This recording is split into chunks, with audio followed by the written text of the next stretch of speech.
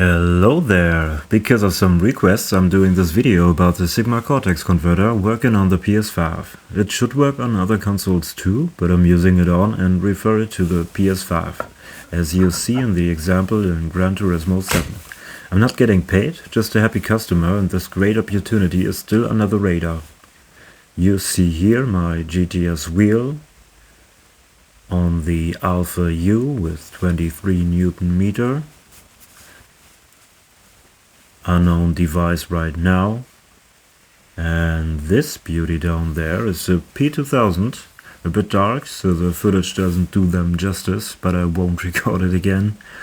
The pedals couldn't be better for me. The hydraulics feel pretty real and you can adjust them as you like.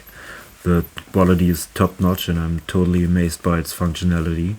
They are galaxies above my old Thrustmaster TLCM, which were great with the elastomers for me.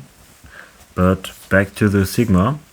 I'm activating the USB port.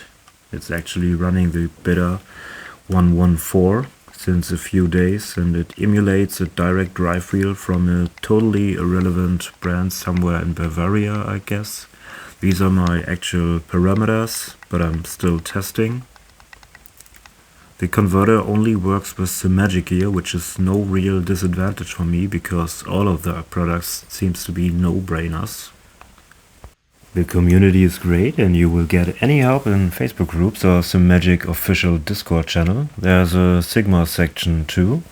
I just turned the base on and it calibrated in a second. Now just pushing the PS button and it is detected as a direct drive wheel.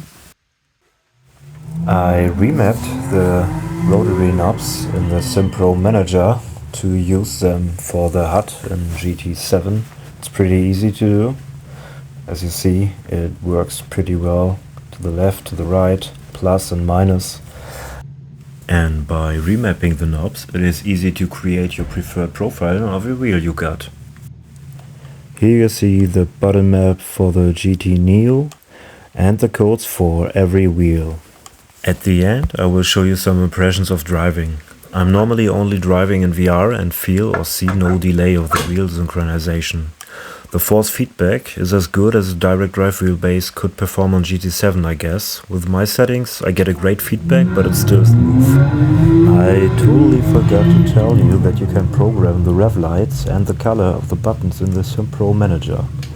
And yeah, this may be the worst ride on the Nordschleife in the internet.